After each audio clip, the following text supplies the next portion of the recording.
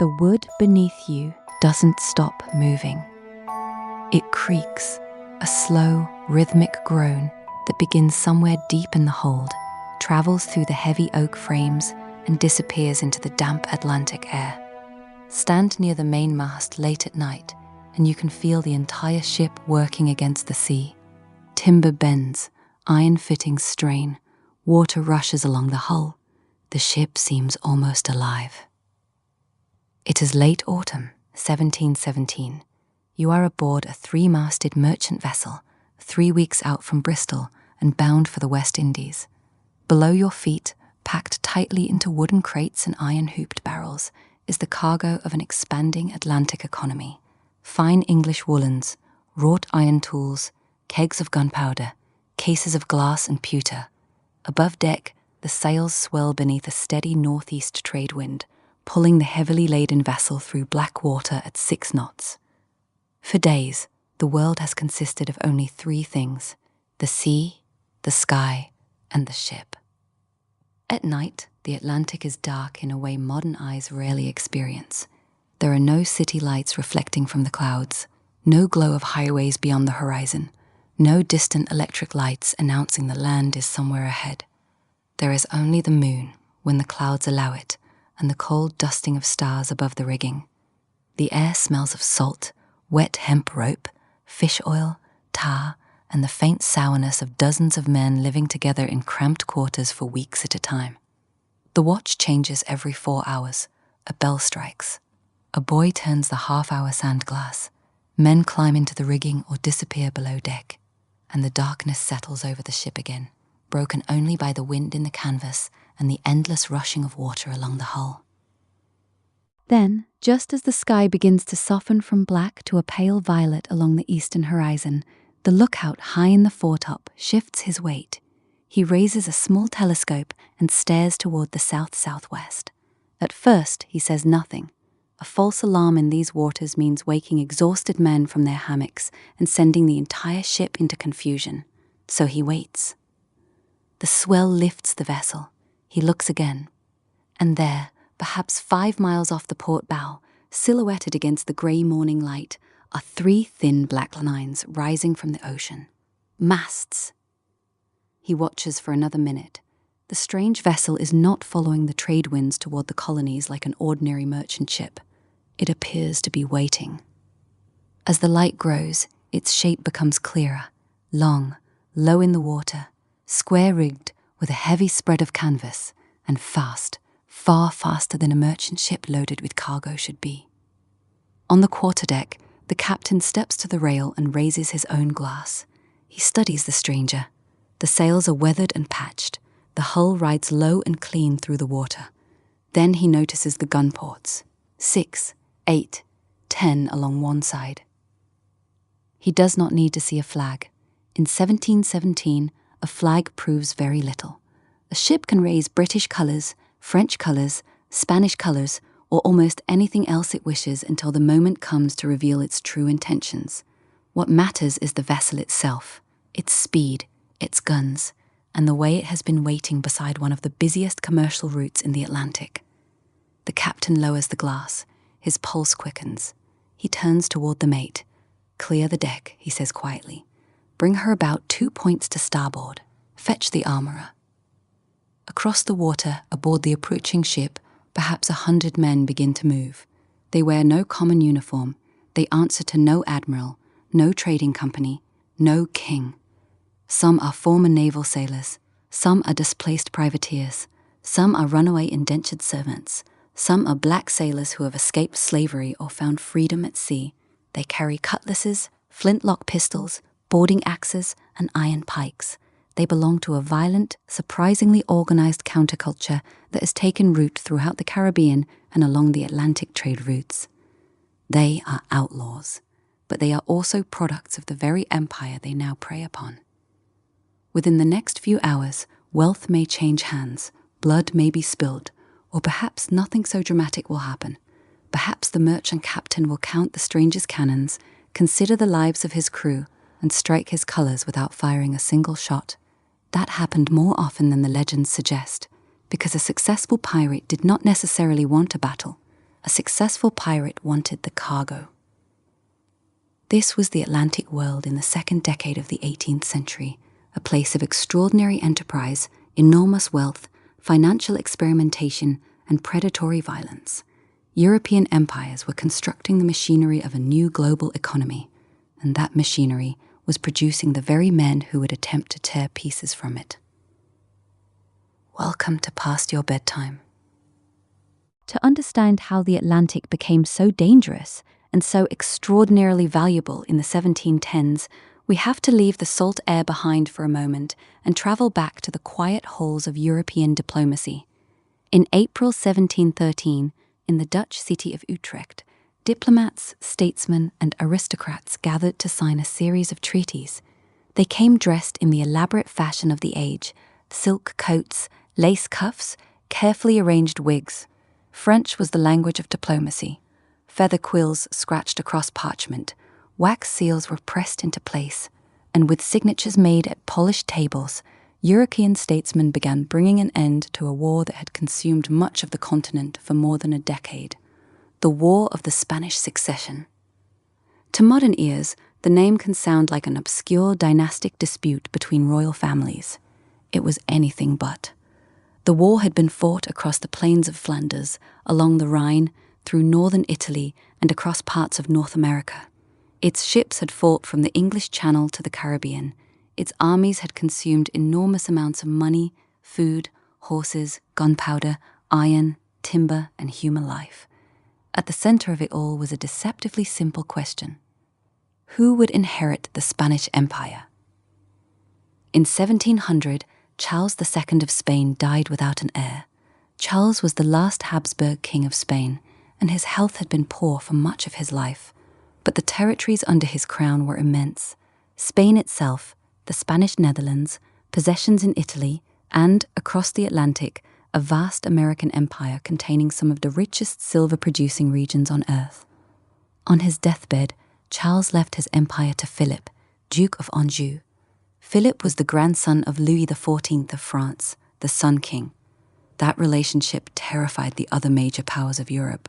France already possessed the largest population of any major European kingdom, an enormous standing army, a formidable state, and the prestige accumulated during decades of Louis XIV's reign. If the French and Spanish crowns eventually came together under one Bourbon ruler, the political balance of Europe could be transformed. England, the Dutch Republic, Austria, and their allies went to war to prevent that possibility. For more than a decade, armies crossed Europe. The Duke of Marlborough and Prince Eugene of Savoy won famous victories at Blenheim and Ramillies. Great fortresses were besieged. Fields were torn apart by artillery. Ships were captured, burned, or sunk. By 1713, almost everyone was exhausted. The treasuries of Europe had been drained. Government debts had risen dramatically. Merchants wanted reliable trade again. Sailors wanted wages. Landowners wanted armies to stop marching across their fields. And governments wanted peace. The agreement signed at Utrecht reshaped the balance of power. Philip was allowed to remain King of Spain, but the French and Spanish crowns were to remain separate. Austria received the Spanish Netherlands and important territories in Italy.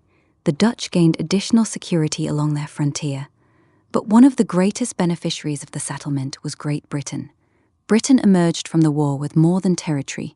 It emerged with new strategic positions and commercial opportunities that would help transform it into a global maritime power.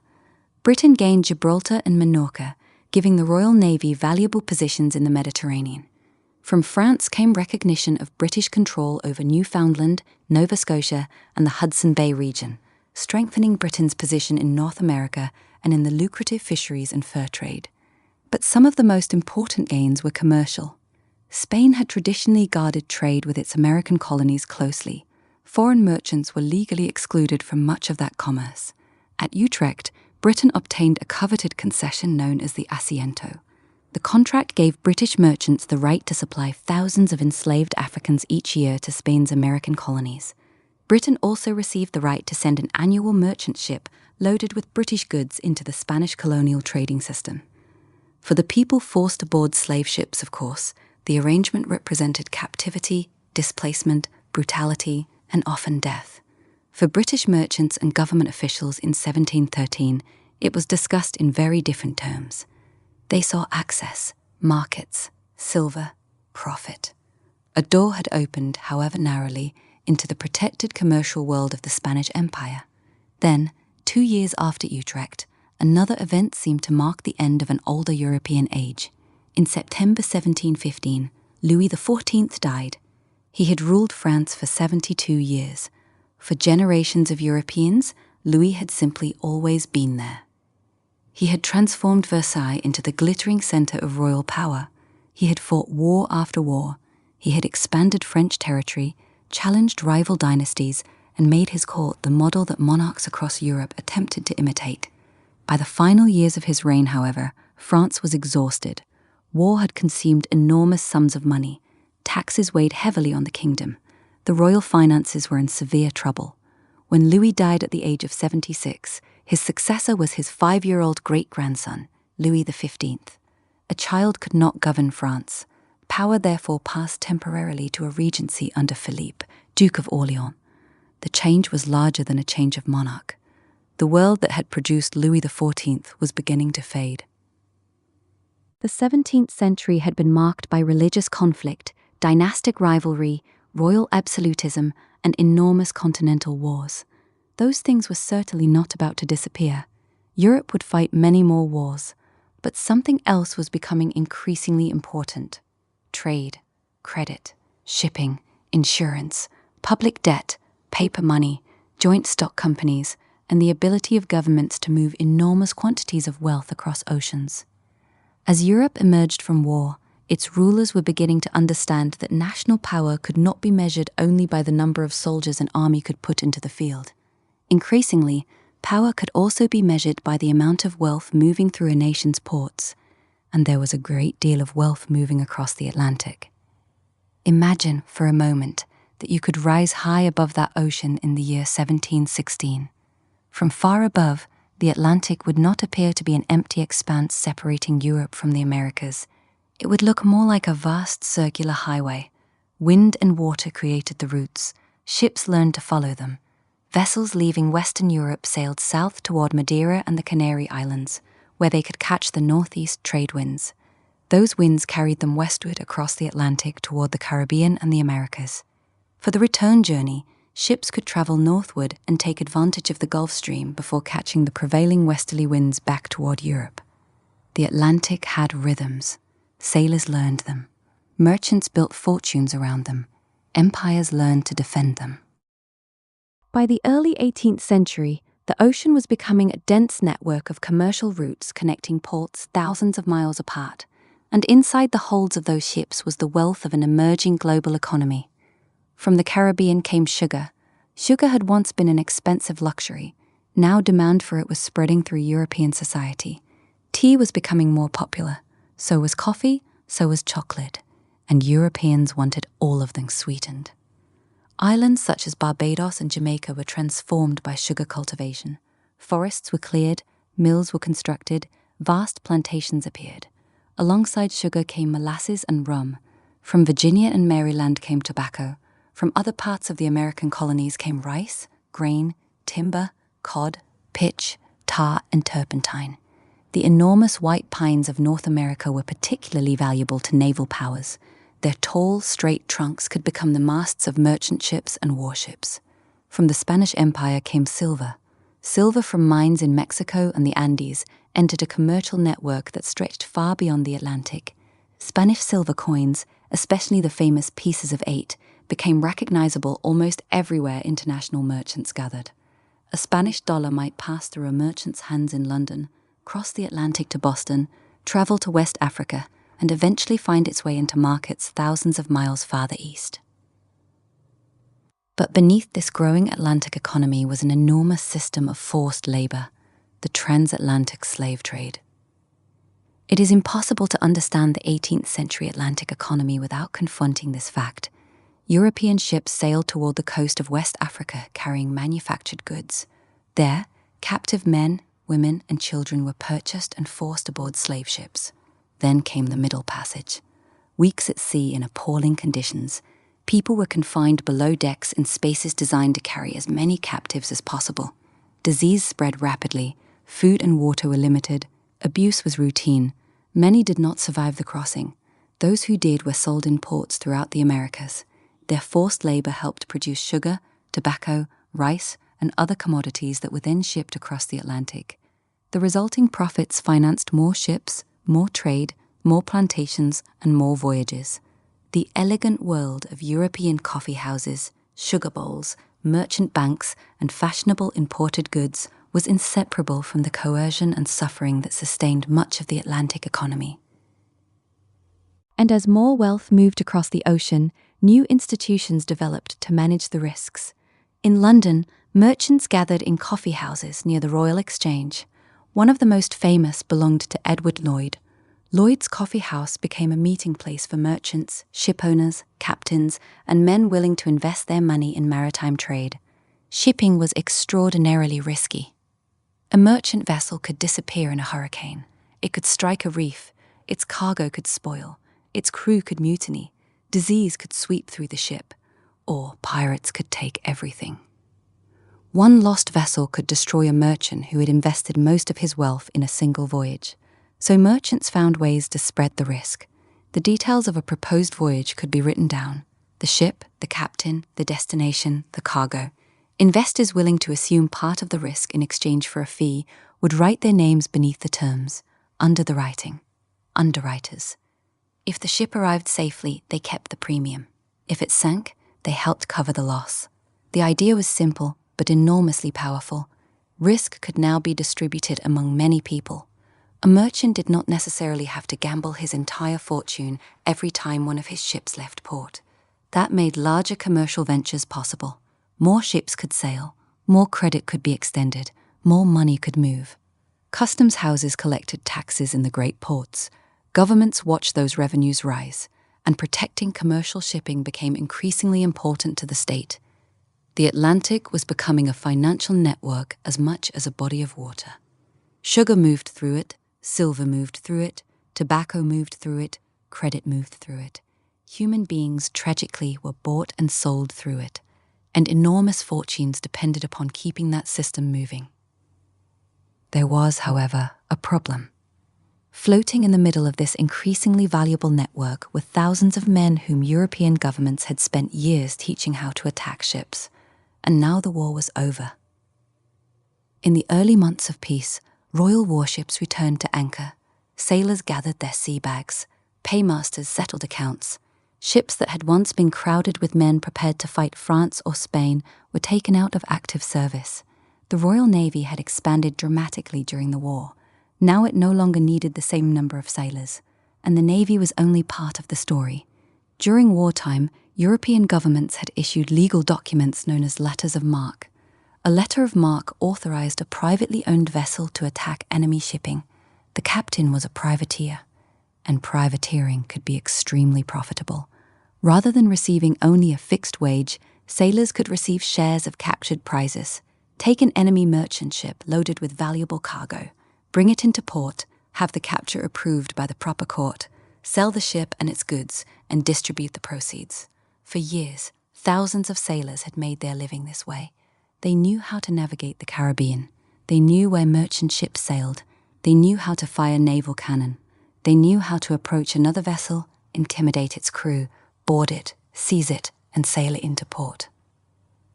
Then the diplomats signed their treaties, the war ended, and the letters of marque stopped being useful. What had been legal privateering during wartime could become piracy during peace. But the men did not disappear simply because the paperwork changed. Thousands of experienced sailors suddenly found themselves looking for work. Some joined ordinary merchant crews, but there were more sailors than available jobs, and wages fell. Merchant service was also notoriously hard. Food could be miserable, hard biscuits might be infested with insects, salted meat deteriorated during long voyages. Fresh water stored in wooden casks became unpleasant after weeks at sea. Disease was constant. Discipline could be severe. A merchant captain possessed enormous authority while his ship was at sea, far from any court or magistrate. For a sailor who had spent years fighting aboard a privateer and receiving a share of captured prizes, the prospect of returning to low wages and harsh discipline held little appeal. Imagine one of those sailors in 1715. He is 30 years old. Almost his entire adult life has been spent at sea. He knows how to navigate through a storm. He knows how to reef sails in darkness. He knows how to load and fire a cannon. He has watched men die beside him. He may have scars from splintered wood or enemy shot. And now he sits in a waterfront tavern with almost nothing in his pocket. Down at the docks, a merchant captain is hiring. The wages are poor. The voyage will be long. The work will be exhausting. Disease may kill him before he ever sees England again. But a few days' sail away lie the Bahamas, low islands surrounded by brilliant blue water, hidden coves, shallow channels, and, most importantly, some of the richest shipping routes in the Atlantic. Then came news that seemed almost designed to tempt desperate sailors. In July 1715, a Spanish treasure fleet was sailing north along the coast of Florida when it encountered a hurricane. Ship after ship was driven toward the coast. 11 vessels were wrecked. Their cargo included an enormous quantity of silver and other valuables. Spanish salvage crews began recovering the treasure from the shallow waters. Word spread rapidly through the Caribbean. There was silver on the Florida coast. There were valuable ships passing through the nearby sea lanes.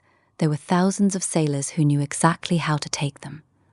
The war had ended. The commissions had been cancelled. The admirals had returned to their peacetime routines. The kings had their treaties.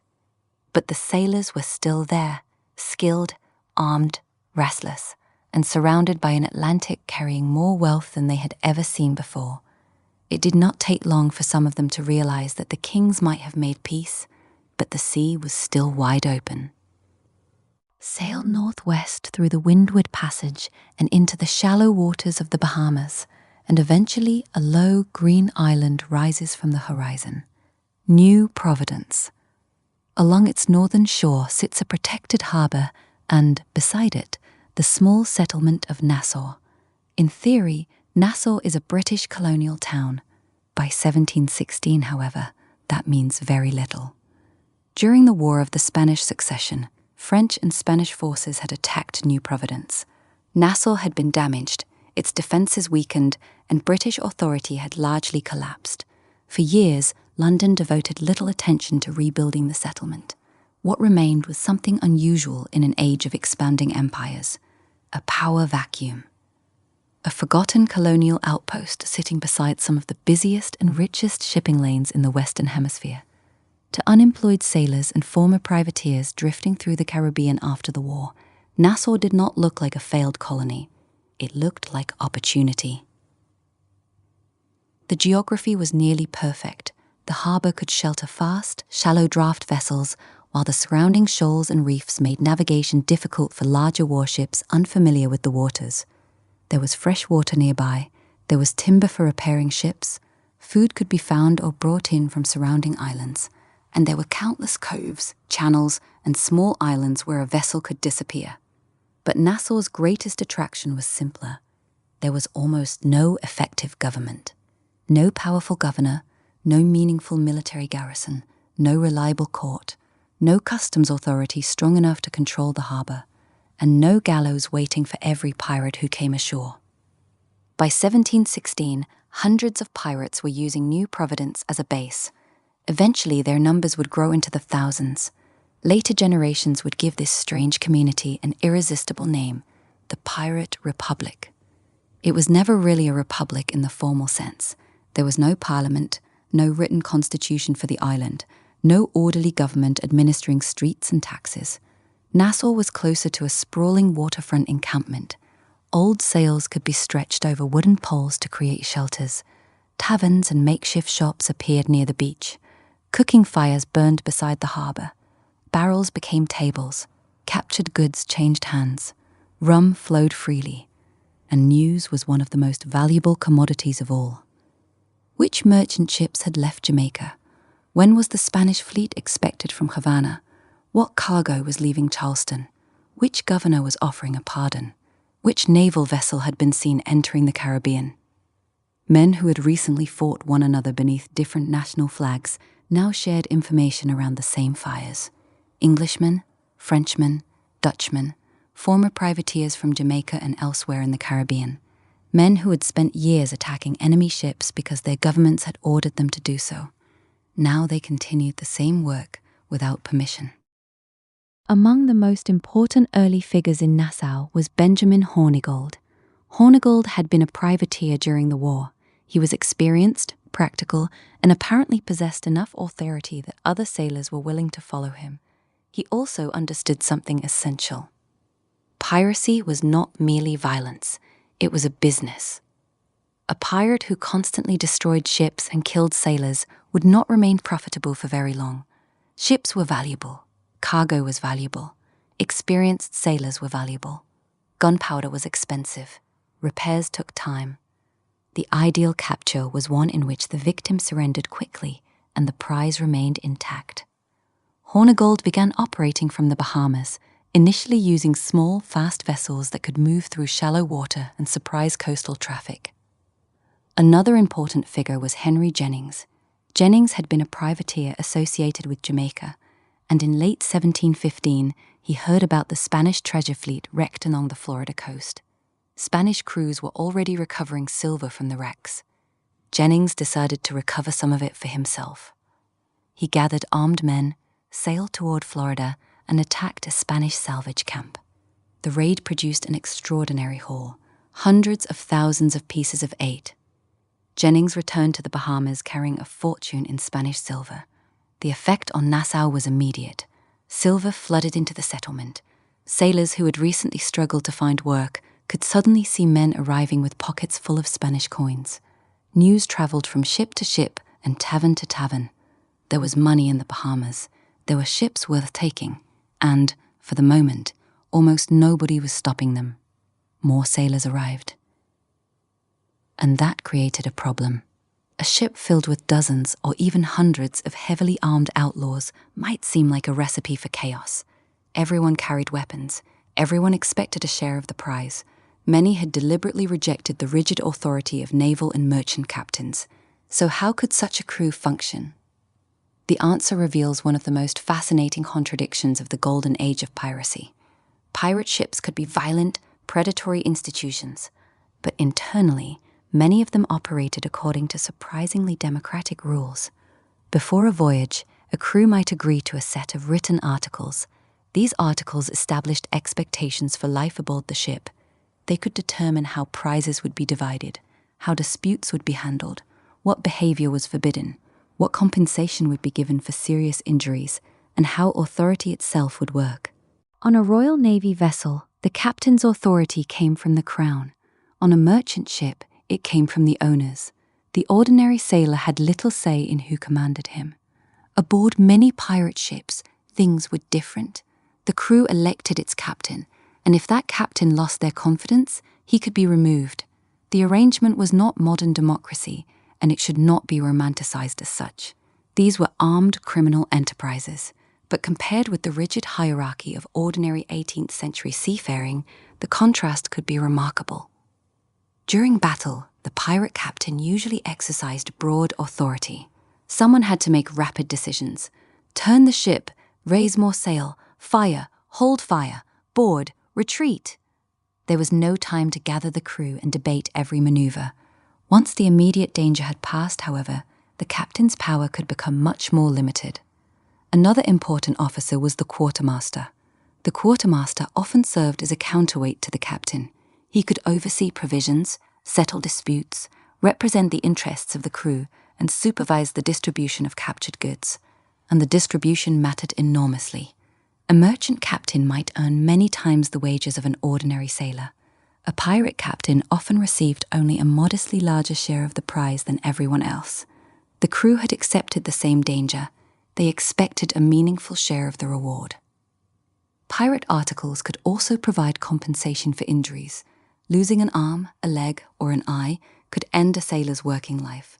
There was no government disability system waiting for him ashore, so some pirate crews agreed in advance that a portion of their common wealth would compensate men who suffered permanent injuries during a voyage.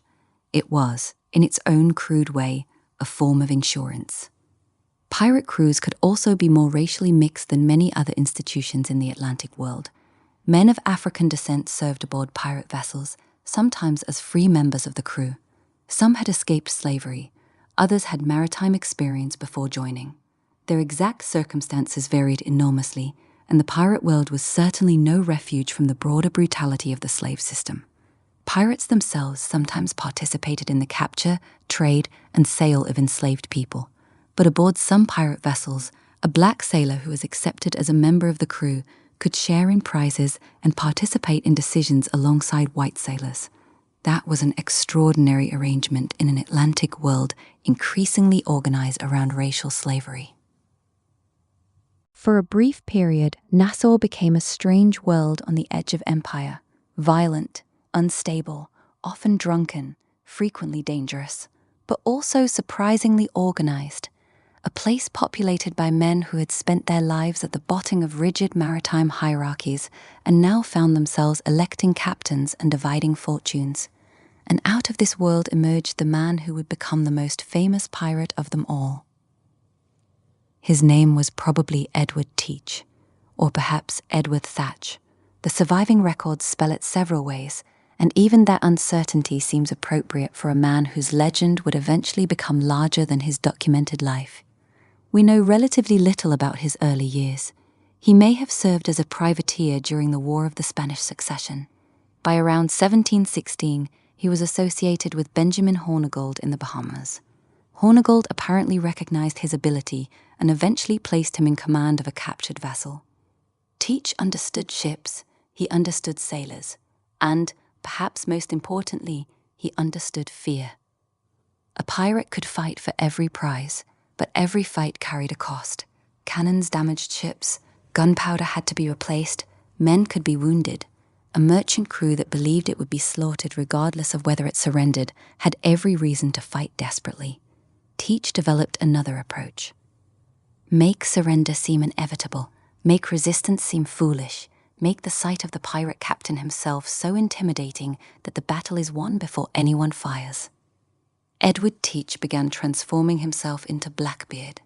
He grew his dark beard long and arranged it to make his face appear larger and more imposing. He carried multiple loaded pistols across his chest, and according to contemporary descriptions, during battle he placed slow-burning matches beneath his hat or around his hair. The matches smoldered rather than bursting into open flame. Smoke curled around his face and beard. Imagine seeing him from the deck of a merchant vessel.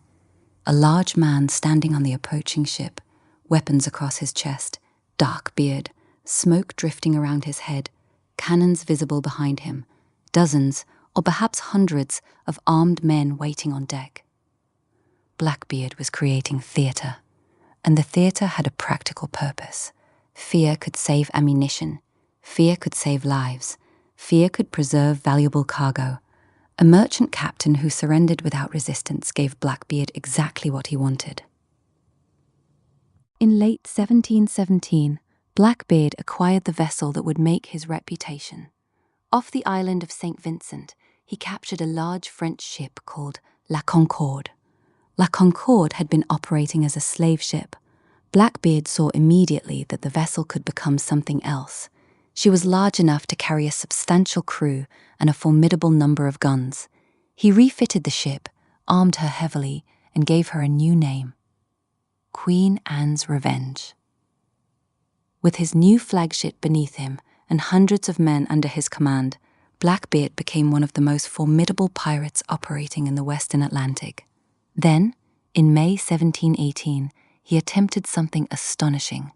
He sailed toward Charleston, South Carolina. Charleston was one of the most important ports in Britain's North American colonies. Merchant vessels passed through its harbor carrying rice, naval stores, manufactured goods, and other valuable cargo. Blackbeard positioned his vessels near the entrance to the harbor, and then he began stopping ships, one after another. For several days, maritime traffic into and out of Charleston was effectively held hostage. Blackbeard's men captured vessels and took prisoners, including prominent colonists. The town had no easy way to remove him. Its officials could see the pirate ships. They knew trade was being interrupted. They knew citizens were being held. But Blackbeard's demand was peculiar. He did not ask for a chest of gold. He did not demand a shipment of silver. He wanted medicine. Members of his crew were ill, and medicine could be difficult to obtain at sea. Blackbeard demanded that Charleston provide a medical chest in exchange for the release of his hostages. Town officials scrambled to comply. Eventually, the medicine was delivered, and Blackbeard kept his side of the bargain. The prisoners were released alive, though some were relieved of valuable clothing and possessions before they went ashore. Blackbeard's ships sailed away. It was one of the most extraordinary demonstrations of pirate power in the period. A group of outlaws had effectively interrupted the commerce of an important British colonial port and forced its officials to negotiate. But Blackbeard's success also revealed why piracy could not be tolerated indefinitely. The Atlantic economy was becoming too valuable. Governments could not allow individual pirate captains to decide when major ports would open or close. Merchants demanded protection. Colonial officials demanded protection. Insurers demanded protection. The machinery of empire was beginning to turn against the pirates. Not long after the Charleston blockade, Queen Anne's Revenge ran aground near Beaufort, North Carolina. Whether Blackbeard deliberately grounded the vessel or simply made a costly navigational mistake remains debated. Whatever the cause, his great flagship was lost. Blackbeard reduced the size of his crew and eventually accepted a royal pardon from Charles Eden, the governor of North Carolina. For a moment, it appeared that Edward Teach might retire. He settled near Bath. He interacted with local officials. He presented himself as a man returning to lawful life. But the retirement did not last. Before long, reports of Blackbeard's activities began circulating again. He was operating in the shallow sounds and inlets of North Carolina, and officials in neighboring Virginia were increasingly alarmed. The governor of Virginia, Alexander Spotswood, decided that Blackbeard had to be removed. There was a complication. Blackbeard was in North Carolina. Spotswood governed Virginia. His legal authority did not simply extend across colonial boundaries, but Spotswood was willing to act anyway. He arranged an expedition under Royal Navy Lieutenant Robert Maynard. Maynard was given 2 small sloops. They were not heavily armed warships. That was intentional. The waters where Blackbeard operated were shallow and difficult. Large naval vessels could not easily pursue him. Small sloops could. In November 1718, Maynard sailed south. On the 22nd of November, he found Blackbeard near Ocracoke Island. The final encounter began in shallow water. Blackbeard possessed the advantage in firepower. As Maynard's vessels approached, the pirates fired. The broadside tore into the attacking crews. Men fell. Maynard suddenly appeared to have made a disastrous mistake. But he had a plan. He ordered many of his surviving sailors below deck, hiding them from view. Above, the vessel looked devastated. Blackbeard saw an apparently crippled enemy, so he closed the distance. Grappling lines pulled the vessels together. Blackbeard and his men prepared to board. They crossed onto Maynard's deck, expecting to finish a shattered crew. Then, Maynard gave the signal. The sailors hidden below rushed upward. Suddenly, the deck was crowded with fighting men. Pistols fired at close range. Steel met steel. Smoke filled the space between the vessels. The fight became close, confused, and brutal. Blackbeard was wounded. He continued fighting. Maynard confronted him at close range. Accounts written afterward transformed the encounter almost immediately into legend, and some of the precise details are difficult to separate from later embellishment. What is clear is that Blackbeard fought until he was overwhelmed. When it was over, Edward Teach lay dead on the deck. His body showed the violence of the encounter. He had suffered multiple gunshot and sword wounds before finally falling. Maynard's men cut off Blackbeard's head.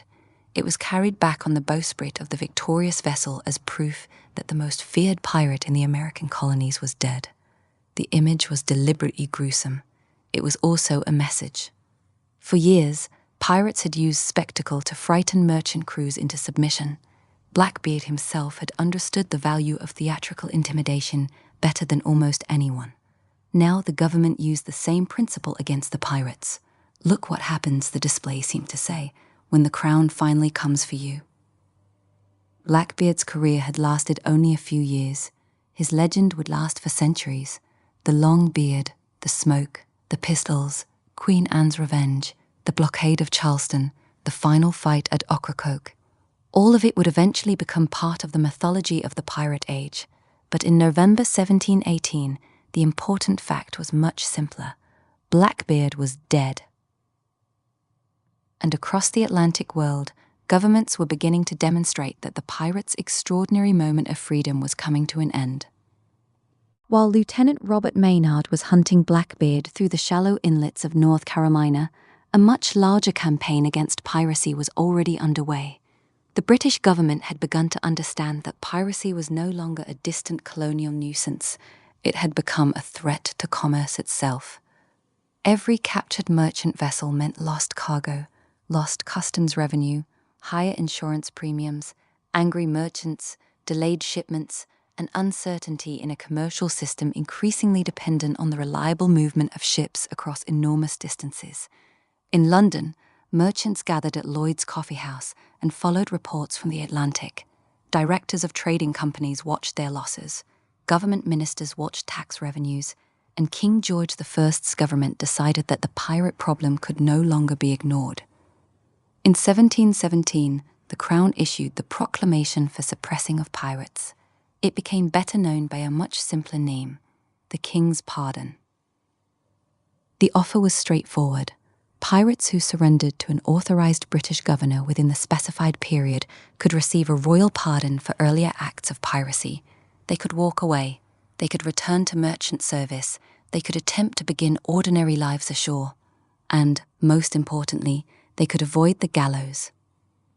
For men who had accumulated enough money and were beginning to wonder how long their luck could possibly last, the offer was tempting. But the pardon came with another message. Those who refused it would increasingly face the full power of the state. Bounties were offered, naval patrols expanded, colonial governors received stronger authority to pursue pirates, and the British government sent a new governor directly into the center of the pirate world. His name was Woodes Rogers. Rogers was an unusual choice for a colonial administrator. He was not simply a politician sent from London. He had spent years at sea. During the War of the Spanish Succession, Rogers had commanded a privateering expedition around the world. His voyage had been extraordinary. He had crossed the Atlantic, rounded Cape Horn, attacked Spanish shipping in the Pacific, and eventually circled the globe.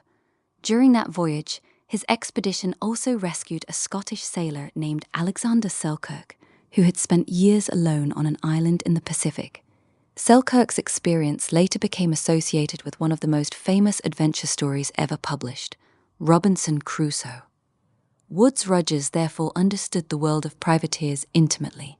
He knew the difference between a disciplined crew and a mutinous one. He knew how prizes were taken. He knew how sailors thought. He knew what happened aboard ships far beyond the reach of courts and governments, and he was not easily impressed by pirate legends. In July 1718, Rogers arrived at New Providence to take control of the Bahamas. The pirate haven was about to have a governor again. For the men in Nassau, the sight of ships carrying royal authority into the harbor forced a decision. Some wanted to fight. One of the most defiant was Charles Vane. Vane had no interest in surrendering. As Rogers approached, Vane and his men prepared a fireship, a captured vessel loaded with combustible material and set ablaze. They sent the burning ship toward Rogers's vessels, using the confusion to escape from Nassau. The harbor that had protected pirates now glowed with fire. But many of the men who remained made a different choice. They looked at the King's Pardon. They looked at the ships offshore. They considered the likelihood that London would eventually send even more. And they surrendered. Among them was Benjamin Hornigold. Hornigold had always occupied a curious position in the pirate world. He had been willing to attack foreign shipping, but for a time he resisted attacking British vessels.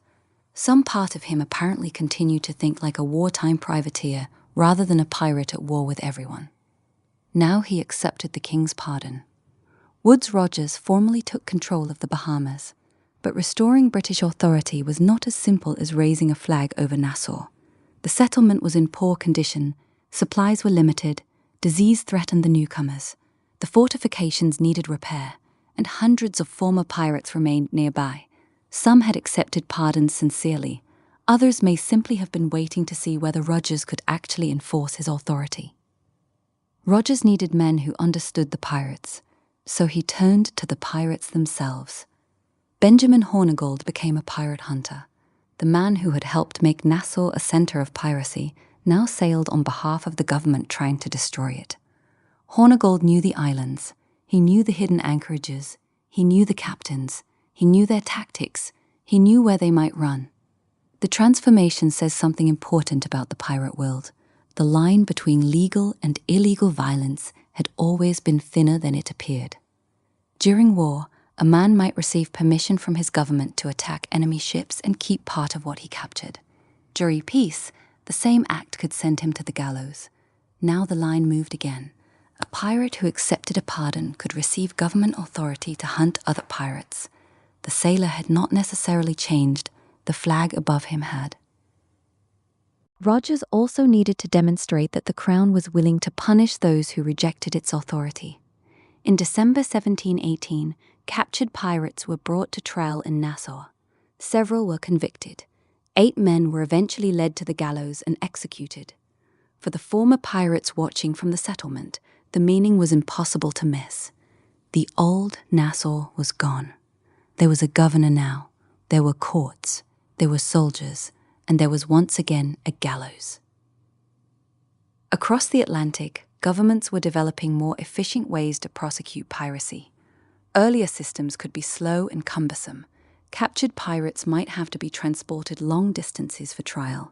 New legal arrangements allowed more piracy cases to be handled in colonial vice-admiralty courts. That made prosecution faster. Naval vessels began patrolling important shipping routes more aggressively. Colonial governors cooperated with one another. Rewards encouraged informants. Pirate bases became harder to maintain. One by one, the famous captains disappeared. Charles Vane escaped Nassau, but could not escape forever. He was eventually captured, tried, and hanged. In 1720, another pirate captain, John Rackham, better known as Calico Jack, was captured near Jamaica. 2 women aboard his vessel would become even more famous than Rackham himself, Anne Bonny and Mary Read. Their stories would later become tangled with legend, but both appear in contemporary records as members of Rackham's crew. Rackham was convicted of piracy and hanged. Bonny and Read escaped immediate execution because both were pregnant. Mary Read died in prison. Anne Bonny's ultimate fate remains uncertain. Then there was Bartholomew Roberts, Black Bart. If Blackbeard became the most famous pirate of the age, Roberts may have been among its most successful. His crews captured an extraordinary number of vessels. Roberts operated across a vast area, from the Americas to the coast of West Africa.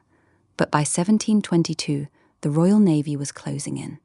HMS Swallow, commanded by Challoner Ogle, encountered Roberts's forces off the African coast.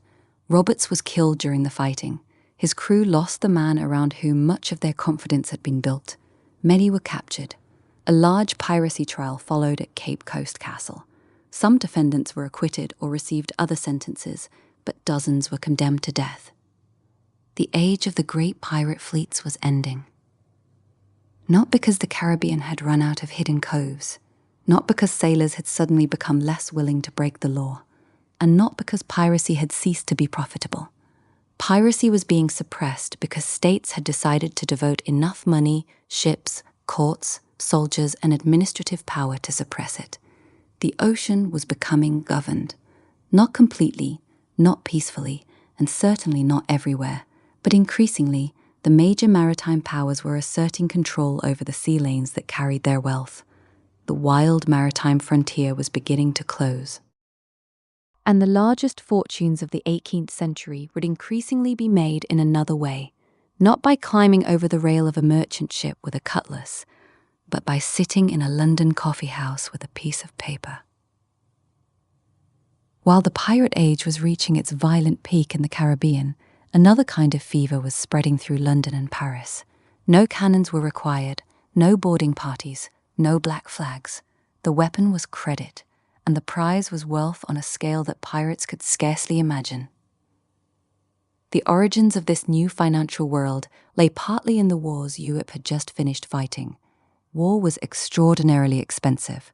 An 18th century government had to pay soldiers, feed them, clothe them, arm them, move them, build fortifications, buy horses, manufacture muskets, cast cannon, supply gunpowder, construct warships, repair those warships, and somehow continue paying for all of it year after year. Traditional taxes were rarely enough, so governments borrowed. They borrowed from merchants, from bankers, from wealthy landowners, from anyone willing to lend money in exchange for interest and a promise of repayment. After years of war, those promises accumulated.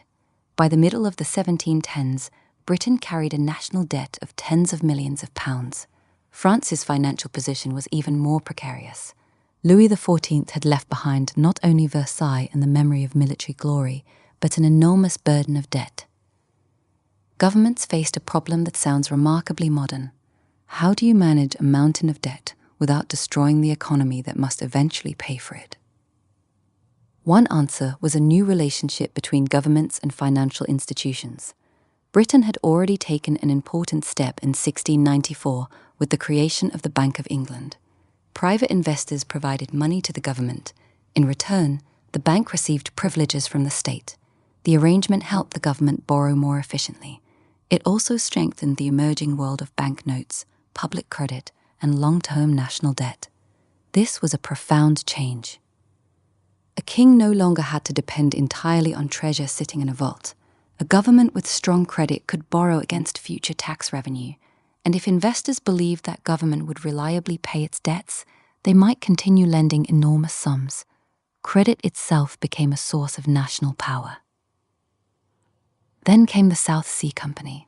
The company was founded in 1711. Its origins were tied directly to government debt. The basic arrangement was ingenious. The company would assume part of the government's financial obligations. In return, it received interest payments and valuable commercial privileges.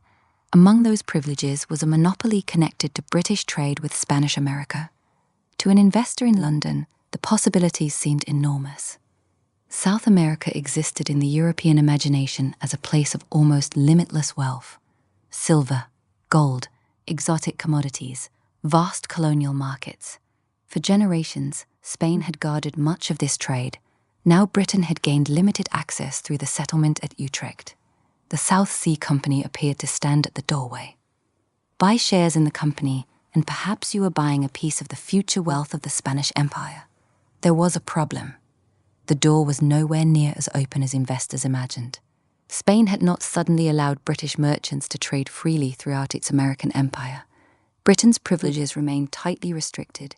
The Asiento allowed British participation in the slave trade to Spanish America. There was also the annual ship, but this was a long way from unlimited access to the silver mines and markets of an entire continent. The South Sea Company's actual trading opportunities were constrained by Spanish law, diplomatic tension, taxes, war, and the enormous practical difficulties of Atlantic commerce. The dream was much larger than the business. And dreams can be extraordinarily valuable when people are willing to buy them. South Sea shares became more than a claim on future profits. They became objects of speculation. An investor could buy stock not because he expected to receive dividends for 20 years, but because he believed someone else would pay more for the shares next month. That changes the psychology of a market. If a share is valuable because a company earns money, investors pay attention to the company's business. How many ships does it own? What are its expenses? What are its profits? How much debt does it carry? But if a share is valuable primarily because its price keeps rising, another question begins to dominate. How high can it go? The South Sea Company understood the power of expectation. Its directors cultivated political connections. Shares and financial favors circulated among influential people. Rumors of enormous future profits encouraged investors. Stories of access to Spanish wealth became more exciting than the actual commercial results. And throughout London, something was changing in the way people imagined wealth. For centuries, the safest form of wealth had been land. Land was visible. You could walk across it. Farmers paid rent from it. Crops grew from it. An aristocratic family could possess the same estate for generations. Land moved slowly. The new financial wealth moved at astonishing speed. A share certificate could be purchased in a coffee house. Its price could rise. It could be sold. A fortune could appear without another acre of land changing hands. Numbers written in a ledger could make a man richer on Friday than he had been on Monday. It felt new. It felt sophisticated. And to many people, it felt like the future. London's coffee houses became part financial market, part news service, part rumour mill. Men arrived carrying letters from ports. Newspapers were read aloud. Shipping arrivals were discussed. Political gossip moved from table to table. Someone had heard that negotiations with Spain were going well. Someone else had heard that a ship carrying extraordinary riches was coming home. A director had been seen speaking privately with a minister. A member of Parliament had just purchased shares. Perhaps he knew something. Perhaps everyone should buy. Across the English Channel, however, an even more ambitious experiment was already underway. France faced an enormous debt problem, and into that problem stepped one of the strangest figures in the history of finance. A Scotsman, a gambler, a mathematician, a fugitive, and, for a brief, extraordinary period, one of the most powerful men in France. His name was John Law. Law had been born in Edinburgh. As a young man, he developed a fascination with gambling and probability. Cards and dice were not merely games to him, they were mathematical systems. Every wager contained probabilities. Every probability could be studied. And beneath the apparent randomness of a gaming table, Law believed numbers could reveal patterns. His personal life was considerably less orderly. In 1694, Law fought a duel in London. His opponent died. Law was convicted of murder and sentenced to death. Then he escaped from prison. He fled Britain and spent years moving through continental Europe, Amsterdam, Venice, Genoa, Paris. As he travelled, Law studied banking and finance. He became fascinated by a question: what exactly is money? Most people in the early 18th century would have answered with something physical: gold, silver, coins. To Law, that answer was incomplete. A coin had value because people trusted that others would accept it. Money worked because it moved.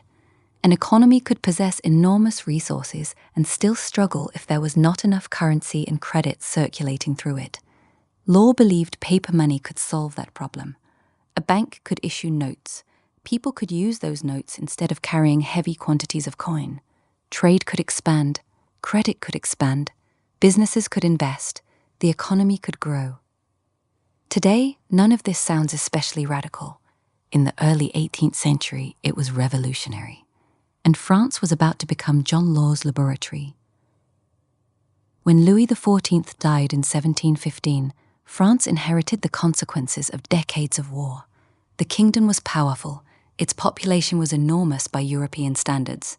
Its farms, towns, workshops, ports, and colonial possessions represented immense potential wealth. But the government itself was buried beneath debt. The problem was not simply that France owed money. Governments had borrowed money before. The deeper problem was confidence. The French monarchy had developed a reputation for manipulating its debts when convenient. Payments could be delayed. Obligations could be restructured. Creditors could discover that promises made by the government were not quite as reliable as they had hoped. That made future borrowing more expensive. John Law believed France's crisis could become an opportunity. In 1716, with the support of Philippe, Duke of Orléans, Law established a private bank in Paris. The bank accepted deposits and issued paper notes. That alone required trust. You could hold it in your hand. You could hear it strike a table. A paper note was different. Its value depended upon belief. The holder had to believe the bank would honor it. The person accepting it in payment had to believe the same thing. Law's notes began circulating, and people liked them. They were lighter than bags of coin. They were convenient. They could be used in large transactions without moving chests of metal through the streets. The bank grew. Then Law's ambitions expanded. In 1717, He gained control of a trading enterprise associated with France's vast claims in North America. The company became known as the Company of the West. Its great promise was Louisiana. The word Louisiana meant something much larger in the early 18th century than the modern American state. France claimed an immense interior territory connected by the Mississippi River and its tributaries. On European maps, the region looked almost impossibly large and largely unknown. That uncertainty made it easy for imagination to fill the empty spaces. Stories circulated of fertile land, rich trade, valuable minerals, endless commercial possibilities. The Mississippi River itself seemed to offer a natural highway through the center of the continent. Law promoted the idea that Louisiana could become the foundation of enormous French prosperity. Settlers would go west, trade would expand, resources would flow back toward France, company shareholders would benefit. The possibilities seemed almost limitless. The company became popularly associated with the Mississippi, and soon, John Law's financial system began linking together several things that had previously seemed separate: government debt, paper money, colonial trade, company shares, and public confidence. Law's companies absorbed other trading monopolies. His influence increased. His bank became the Royal Bank. The government increasingly accepted paper notes for taxes and payments. The system began feeding upon itself. More paper money circulated. More people bought shares. The rising share price increased public confidence. Greater confidence encouraged more buying, and more buying pushed the price higher still. In Paris, the center of the excitement became the Rue Quincampoix. It was a narrow street, not a grand boulevard, not a magnificent royal square. A cramped street lined with houses and shops, yet for a brief period it became one of the most important financial marketplaces in Europe. People crowded into it: aristocrats, merchants, servants, speculators, foreigners, men carrying documents, messengers pushing through the crowd, people shouting prices from windows, deals being arranged in doorways, shares changing hands in the street. The noise must have been extraordinary. Carriages struggled to move through the congestion. People rented rooms simply because the windows overlooked the trading activity below. Fortunes seemed to appear overnight. A man who had purchased shares months earlier could discover that the paper in his possession was now worth several times what he had paid. Stories spread of ordinary people suddenly becoming rich, and once those stories begin circulating, they have a powerful effect. Someone hears that a neighbor has doubled his money. Someone else hears that a servant has made enough to leave employment. A merchant watches an acquaintance purchase a larger house. An aristocrat who initially dismissed the entire affair begins to wonder whether he is the fool for staying away. The fear of losing money is powerful, but the fear of watching everyone else become rich can be powerful too. By 1719, Mississippi Company shares were climbing dramatically. The original price had been a few hundred livres. Eventually, the market price rose into the thousands. The exact numbers changed rapidly, but the direction seemed unmistakable. Up, day after day, week after week, paper wealth multiplied across Paris. And behind it all stood Louisiana, or rather, an idea of Louisiana. Most investors would never see the Mississippi River. They would never walk through the forests of North America. They would never inspect the company's settlements. They would never speak with the colonists struggling to survive there. Their Louisiana existed on maps, in pamphlets, in rumors, in company promotions. It was a distant place onto which almost any dream of wealth could be projected. The reality was much harder. The French colony faced shortages, disease, difficult transportation, conflict, a lack of settlers, and enormous distances. The wealth of Louisiana was not simply waiting beside the river to be loaded into barrels and shipped to Paris, but distance protected the dream. Bad news took time to travel, and even when it arrived, people who were becoming rich on paper had reasons not to believe it. John Law's system was also becoming more complicated. His company took on increasing responsibility for French government finances. It collected taxes, it managed debt, it controlled major trading privileges. Law himself rose to astonishing heights. The Scottish fugitive who had once escaped a death sentence in Britain became Controller General of Finances in France. For a moment, one man's financial ideas seemed to be remaking an entire kingdom. And across the Channel, British investors were watching. The rivalry between Britain and France had been military for generations. Now there was another contest. Which nation possessed the more powerful financial system? Which companies would dominate overseas trade? Which investors would capture the wealth of the expanding Atlantic world? If Frenchmen were becoming rich from Mississippi shares, why should British investors be left behind? The South Sea Company offered its answer. By the beginning of 1720, the British government was considering another major restructuring of its national debt. The South Sea Company proposed taking over a large portion of that debt. Government creditors would exchange their claims for shares in the company. In theory, the arrangement could benefit everyone. The government could simplify its finances. Creditors could receive shares in a company with exciting commercial prospects. The South Sea Company would become one of the most important financial institutions in the kingdom. But the arrangement depended heavily on one thing: the price of South Sea stock. The higher the share price rose, the more attractive the entire scheme became. So the company had every incentive to encourage enthusiasm, and enthusiasm was not difficult to find. In January 1720, South Sea shares traded at a little over £100. Then the price began to rise. 200, 300, 400, 500. Every increase seemed to confirm that the people who had bought earlier were brilliant, and every increase attracted new buyers. By summer, the price approached £1,000 per share. Imagine London during those months. You enter a coffee house near Exchange Alley. The room is crowded. Newspapers lie open on tables. Men stand shoulder to shoulder discussing prices. Someone has just sold South Sea stock for an extraordinary profit. Another man is trying to borrow money so he can buy before the price rises again. A broker moves from table to table. A rumor arrives. The shares move. Another rumor contradicts it. They move again. Men who had never considered themselves financiers began discussing stocks. People mortgaged property. They borrowed. They sold other investments. They tried to get into the market before it was too late. And the excitement did not remain confined to the South Sea Company. If one company could create fortunes, why not another? New joint stock ventures appeared at a remarkable pace.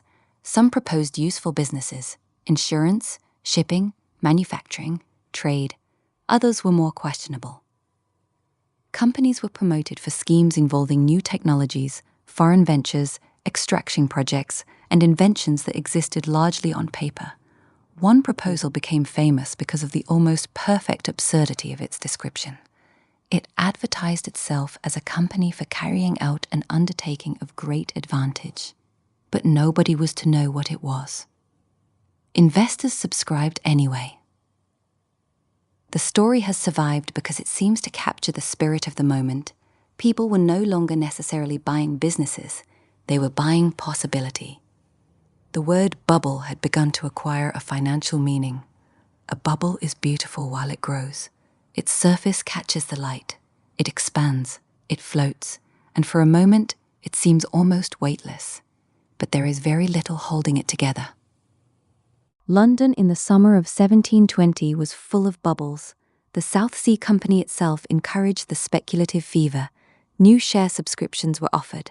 Investors could sometimes buy shares through installment plans, paying only part of the price immediately. That made participation easier. A person who could not afford the full cost of a share might still find a way into the market. And if the price continued rising, why worry about the later payments? The shares themselves would be worth more. At least, that was the assumption. The same logic encouraged borrowing. Why not borrow at 5 or 6% if the asset you purchase appears to be rising by 50%? Why not mortgage property? Why not use one investment as security for another? As long as prices rise, leverage feels like genius. But leverage works in both directions. And beneath the excitement, there were warning signs. The South Sea Company's actual trading business had not suddenly become 10 times more profitable. Its access to Spanish America remained limited. Relations between Britain and Spain were often difficult. The company had participated in the slave trade under the Asiento. But the commercial reality of its Atlantic operations did not justify the fantasies attached to its share price. The market was increasingly detached from the underlying business. That did not matter while buyers kept arriving. The most dangerous sentence in a speculative boom is often very simple. It will keep going up. By the middle of 1720, however, some investors began to sell. Perhaps they believed the price had risen far enough. Perhaps they needed cash. Perhaps they were becoming nervous. Perhaps they simply wanted to turn paper profits into real money. Whatever the reason, selling created pressure. The share price stopped climbing. Then it began to fall. At first, the decline could be dismissed. Markets move. Prices fluctuate. Perhaps this was simply an opportunity to buy more cheaply. But the selling continued. 900, 800, 700. People who had borrowed money to buy shares began to worry. Their loans had not disappeared simply because the share price had fallen. Some needed to sell in order to meet obligations. That created more selling. More selling pushed prices lower. Lower prices forced more investors to sell. The cycle that had driven the market upward now began working in reverse. Confidence is slow to build. It can disappear astonishingly quickly. By September, South Sea shares were collapsing. Fortunes that had existed on paper only weeks earlier vanished. A man who had felt wealthy in June could find himself deeply in debt by autumn. Families lost savings, investors faced ruin, political careers were threatened. The coffee houses that had buzzed with stories of effortless wealth now filled with anger. Someone had to be responsible. The directors, the politicians, the speculators, the government. Everyone had an explanation. Everyone had someone to blame.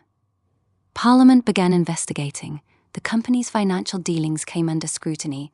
Evidence emerged of shares and favours distributed to influential political figures.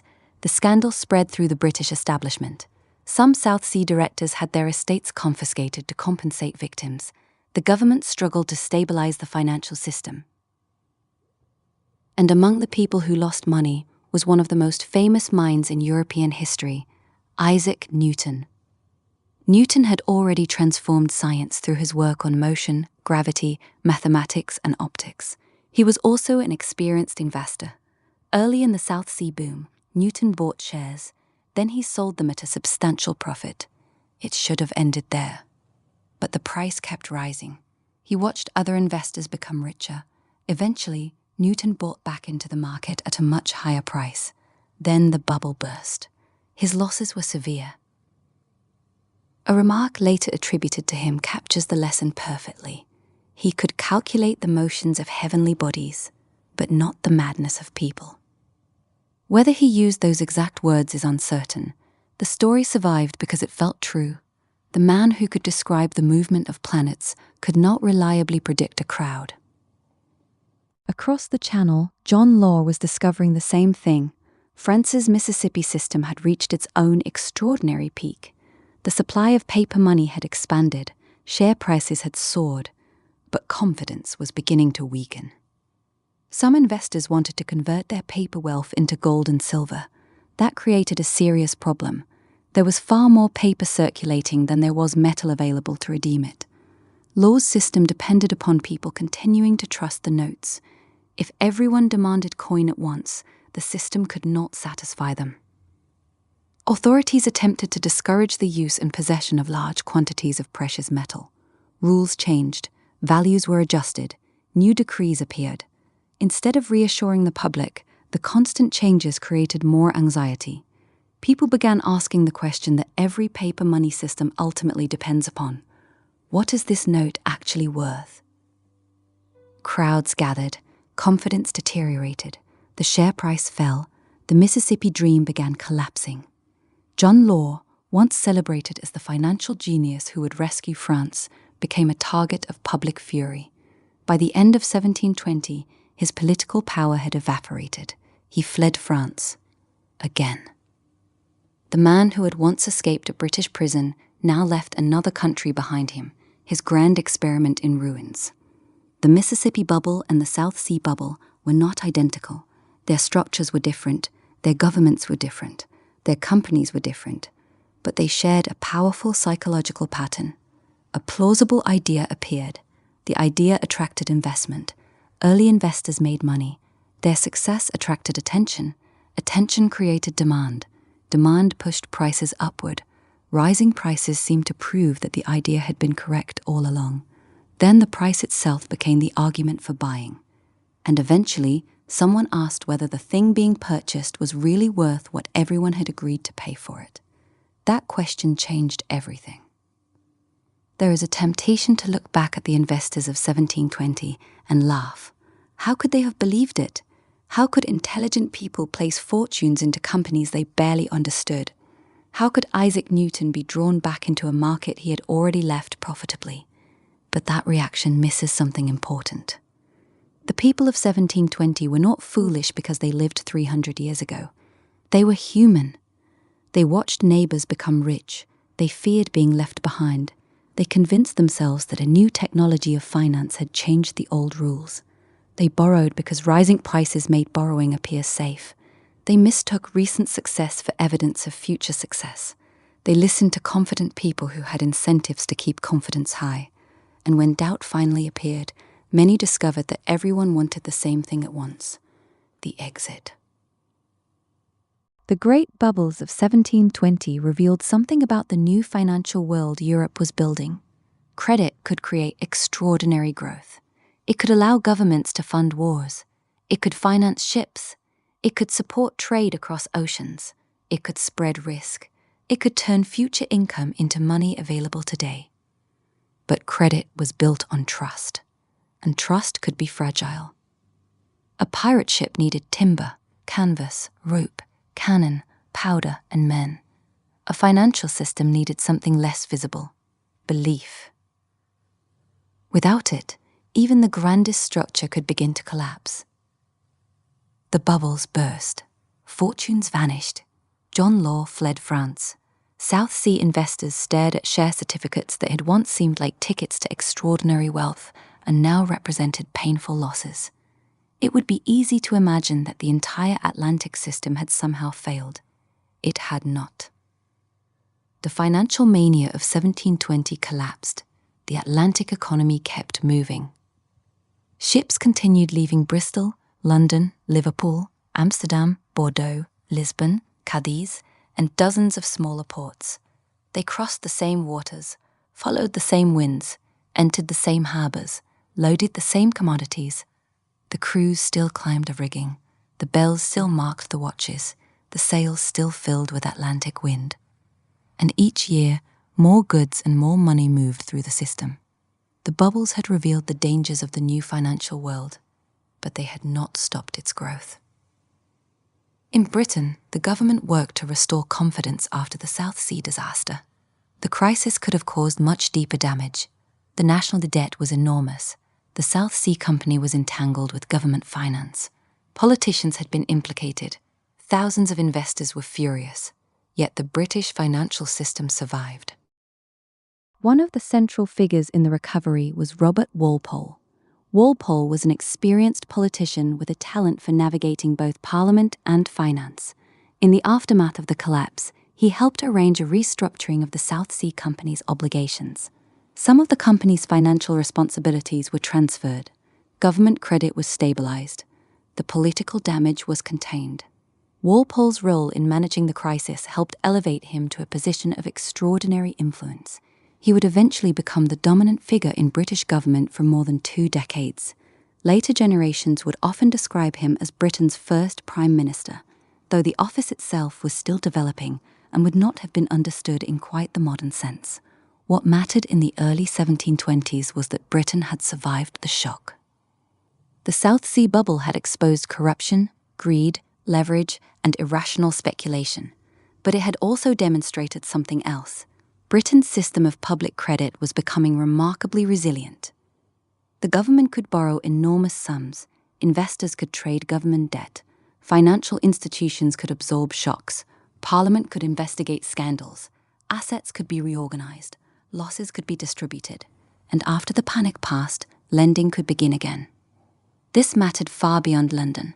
A state that could borrow reliably possessed an enormous advantage. Warships were expensive. Armies were expensive, colonies were expensive, Fortifications were expensive. A government that could convince investors to lend money at manageable interest rates could mobilize resources far beyond the amount of coins sitting in the royal treasury. Credit had become a weapon of empire. France learned a different lesson from John Law's experiment. The collapse of the Mississippi system left deep suspicion behind. Paper money had become associated with instability. Law's name became a warning. His ideas were not all foolish. Banks, paper currency, and expanded credit would eventually become normal parts of modern economies. But Law had attempted too much, too quickly, while tying together government debt, monetary expansion, colonial speculation, and company shares in a system that depended heavily on confidence. When that confidence failed, the structure unraveled. France remained one of the richest and most powerful kingdoms in Europe, but its underlying fiscal problems did not disappear. The monarchy would continue struggling with debt throughout the 18th century. Those problems would outlive kings. They would survive wars, and eventually they would contribute to a much larger crisis. But that was still decades away. For now, in the early 1720s, the Atlantic remained full of opportunity and danger. The pirates had not completely disappeared. Small-scale piracy would continue, smuggling remained widespread, privateering would return whenever European governments went to war again. But the extraordinary pirate communities of Nassau and the great outlaw captains of the late 1710s were fading. The reasons were practical. Piracy worked best where government was weak. Nassau had flourished because British authority had collapsed. Pirates had operated from places where naval patrols were limited, courts were distant, and colonial officials lacked the resources to stop them. Once those conditions changed, piracy became much harder. Woodes Rogers restored government to the Bahamas. The Royal Navy expanded its pursuit. Colonial courts became more effective. Governors cooperated. Informants provided intelligence. Former pirates hunted active pirates. And merchant captains became more aware of the threat. The ocean had not become safe. It was becoming more controlled. That distinction matters. An Atlantic crossing remained dangerous even without pirates. Weather was often the greater threat. A hurricane did not care whether a ship carried a royal commission. A reef did not care whether its captain had paid his insurance premium. A storm could scatter a convoy in hours. Ships disappeared. Families waited for letters that never arrived. Merchants watched the calendar and wondered whether a delayed vessel was merely slow or already lying somewhere beneath the sea. Disease remained constant. Sailors lived in crowded conditions. Fresh food disappeared quickly. Water spoiled. Scurvy, fever, dysentery, and other illnesses could devastate crews. Navigation was still uncertain. Latitude could be measured with reasonable accuracy. Longitude was much more difficult. A small error repeated over hundreds of miles could place a ship far from where its captain believed it to be. So commerce required risk, and risk encouraged innovation. Better charts, more experienced captains, improved insurance, convoys, naval patrols, port records, shipping intelligence, banks, credit. Every problem created another institution designed to manage it. And gradually, almost without anyone seeing the entire system at once, the Atlantic became more connected. Consider the journey of a single object. A porcelain cup sits on a table in London. The porcelain may have been manufactured in China. It traveled aboard a ship through Asian waters and across the Indian Ocean. It passed around the Cape of Good Hope. It crossed the Atlantic approaches and entered the Thames. The tea poured into it came from Asia as well. The sugar stirred into that tea may have come from Jamaica, produced through the forced labor of enslaved Africans. The silver spoon beside the cup may have been made from metal mined in Spanish America. The merchant who imported the goods may have financed the voyage through credit arranged in a London coffee house. The ship may have been insured by underwriters who never saw the vessel. The government collected customs duties when the cargo entered port. Those taxes helped support the state. The state used its credit to borrow money. That money helped build warships. Those warships protected the trade routes, and the protected trade routes allowed more cargo to arrive. A cup of sweetened tea could contain the entire Atlantic world. Trade, empire, slavery, finance, naval power, consumption, and global connections stretching far beyond the Atlantic itself. For ordinary people in Britain, these connections increasingly entered daily life. Tea became more common, sugar consumption rose, tobacco was widely used, coffee houses became fixtures of urban culture, printed newspapers carried reports from distant colonies, advertisements offered imported goods, shipping news appeared alongside political news. Places that had once seemed impossibly distant began appearing in ordinary conversation. Jamaica, Virginia, Barbados, Boston, Havana, the Bahamas, Louisiana. The world was becoming larger in one sense and smaller in another. Larger because Europeans were increasingly aware of distant places. Smaller because ships, credit, newspapers, and commerce connected those places more tightly than ever before. Across the Atlantic, colonial societies were changing as well. Charleston continued growing after Blackbeard's blockade. Its prosperity depended heavily on rice cultivation and enslaved labor. The port connected the Carolina Lowcountry to Britain, the Caribbean, Africa, and other parts of North America. Ships arrived carrying manufactured goods. Ships departed carrying agricultural wealth. Merchants accumulated fortunes. Plantations expanded, and thousands of enslaved people lived and worked within a system that treated their labor as property. Farther north, ports such as Boston, Newport, New York, and Philadelphia developed their own commercial networks. New England merchants traded fish, timber, livestock, and other goods. Ships moved between mainland colonies and Caribbean islands. A vessel might carry fish and lumber south, load molasses in the Caribbean, and return north. From that molasses came rum. Rum could then become part of another trading voyage. The routes were rarely simple. The familiar image of a neat triangular trade can be useful as a basic illustration, but the real Atlantic economy was more complicated. Ships did not always travel in perfect triangles. They followed opportunities. Cargo changed, markets changed, wars changed, weather changed, prices changed. A merchant captain might leave port with one plan and alter it after receiving new information hundreds of miles away. Commerce was a web, and that web reached deeply into West Africa. European trading forts and coastal settlements had existed there for generations. Portuguese, British, French, Dutch, and other merchants competed for access to trade: gold, ivory, textiles, and increasingly enslaved human beings. The transatlantic slave trade expanded dramatically during the 18th century. African societies were not passive participants in the history surrounding that trade.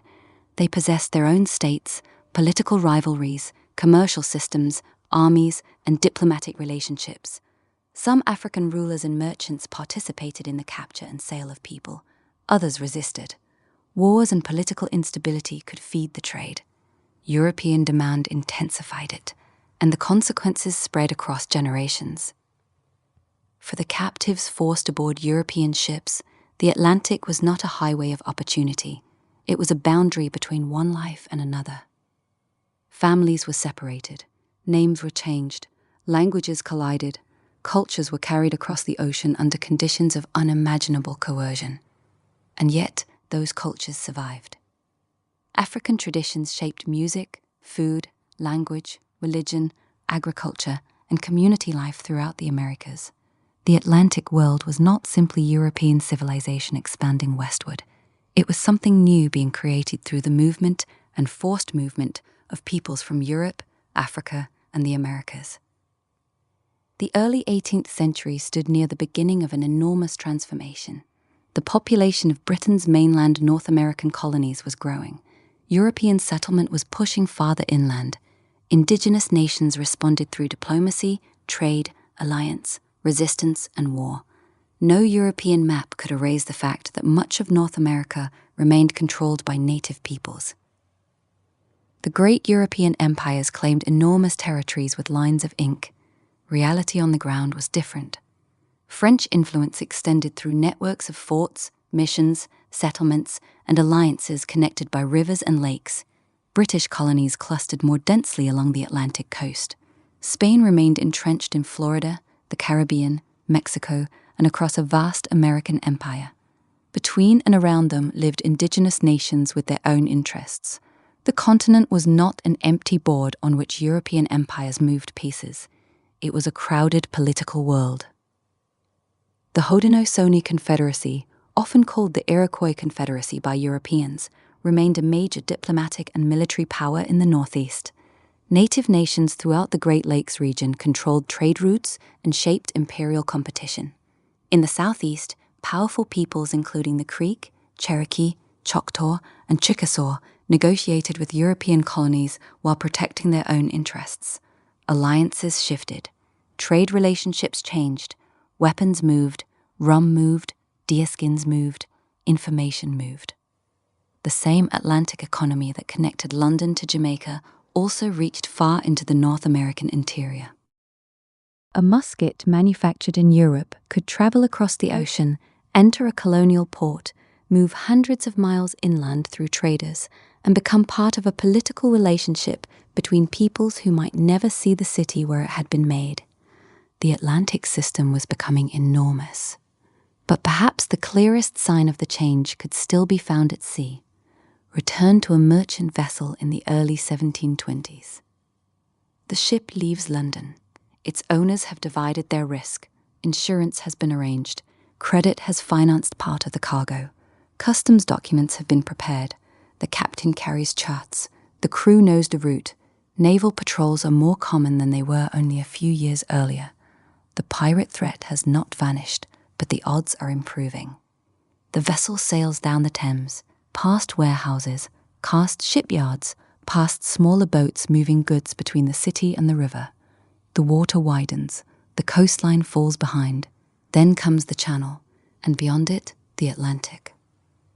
Weeks pass, the ship enters warmer water, the crew begins watching for familiar signs, different birds, floating vegetation, changes in the color of the sea, the smell of land carried by the wind. Eventually, an island appears. Perhaps Barbados, perhaps Jamaica, perhaps one of the smaller islands scattered across the Caribbean. The harbor is busy. Merchant vessels lie at anchor. Small boats move between ship and shore. Barrels roll along wooden docks. Clerks keep records. Customs officials inspect cargo. Sailors shout. Merchants negotiate. Enslaved laborers move goods beneath the tropical sun. The Atlantic economy has arrived in one place, and then it leaves again. Another ship departs, another cargo moves, another insurance policy is written, another loan is made, another customs payment enters a government treasury, another newspaper prints the latest shipping arrivals. The system grows through repetition. Not one dramatic event, thousands of ordinary voyages. That may be the most important change of all. History often remembers the spectacular moments.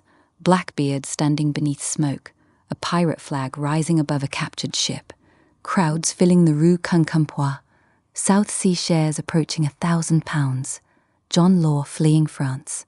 Those moments are vivid. They survive because they make good stories, but beneath them was something quieter.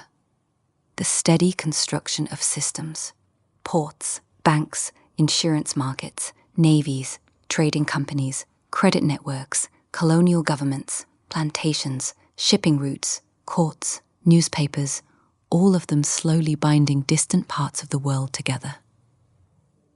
The Pirate Age and the great financial bubbles were not interruptions in that story. They were products of it. Pirates existed because trade had become valuable enough to steal. Financial bubbles existed because credit and investment had become powerful enough to inspire enormous dreams.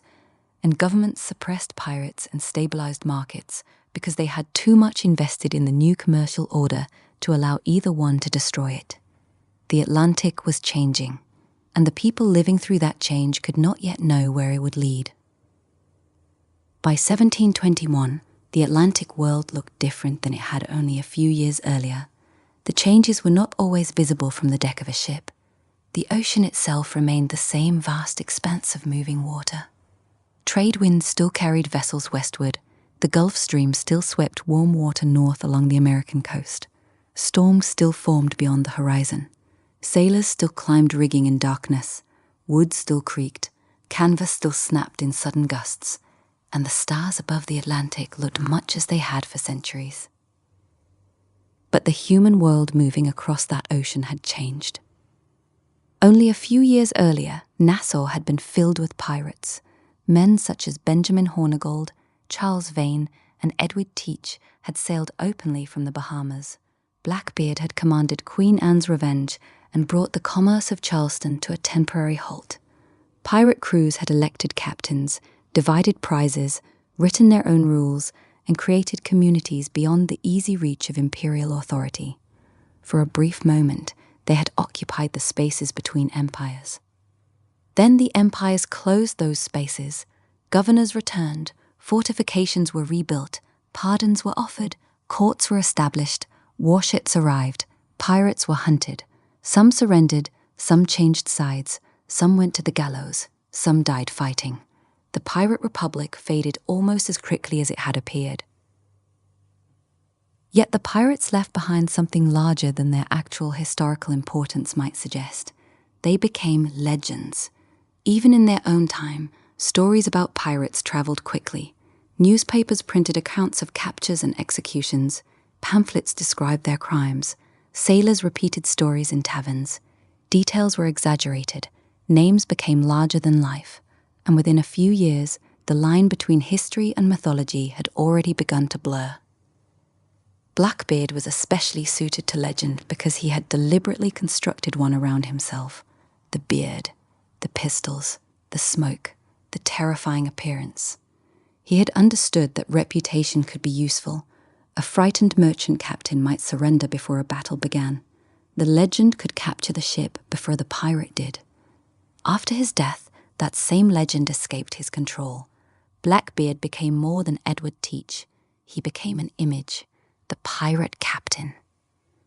Generations later, the image would grow further. Buried treasure, secret maps, wooden legs, parrots, deserted islands.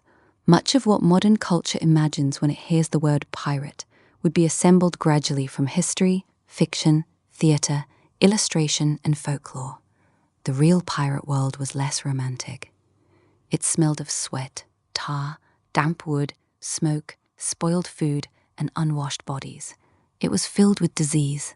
A minor wound could become fatal. A storm could destroy a vessel without warning. A captured pirate could end his life on a scaffold. Most pirate careers were short. Most pirate fortunes did not last. And the freedom they claimed for themselves was often purchased through violence against other sailors and coastal communities. Still, for a few years after the War of the Spanish Succession, the pirates exposed a weakness in the expanding Atlantic empires. Governments could claim oceans on maps. They could issue laws from London, Madrid, or Paris. But a law was only as powerful as the ship, court, governor, or soldier capable of enforcing it. In the Bahamas around 1716, that power had been almost absent. By 1721, it was returning. The same was true in finance. A few years earlier, John Law had seemed capable of remaking France through paper money, colonial trade, and credit. Mississippi Company shares had climbed to astonishing heights. In London, South Sea stock had produced its own frenzy. People had watched numbers rise and imagined a new age in which wealth could multiply almost without limit. Then confidence broke. Prices collapsed. Paper fortunes disappeared. And once again, the institutions survived even when the dreams did not. That is one of the curious things about the year 1720. The bubbles failed. The financial revolution continued. The South Sea Company did not destroy British credit. The Mississippi collapse did not eliminate banks or paper money from human history. The speculation had been excessive. The underlying ideas were not necessarily wrong. Credit really could finance trade. Shares really could divide ownership among investors. Banks really could expand the circulation of money. Insurance really could distribute risk. Government debt really could allow a state to mobilize resources on a scale that earlier monarchies had struggled to achieve. The mistake was believing that these tools had abolished limits. They had not. No financial system could make Louisiana instantly prosperous. No share price could create unlimited access to Spanish markets. No amount of enthusiasm could permanently separate the value of an investment from the reality beneath it. The new financial world was powerful. It was not magical. And Europe was learning how to live with that distinction. For Britain, the lesson would prove especially important. The country's growing financial institutions, commercial networks, and naval power reinforced one another. Trade generated wealth. Wealth generated tax revenue. Tax revenue supported government credit. Credit allowed the government to borrow. Borrowing helped finance the Royal Navy. The Navy protected trade. Protected trade generated more wealth. It was not a perfect circle. There were crises, corruption, wars, bankruptcies, political disputes, and enormous human costs hidden beneath the profits. But the system gave Britain a growing ability to project power far beyond its shores. During the 18th century, that ability would become increasingly important. Britain would fight France again and again.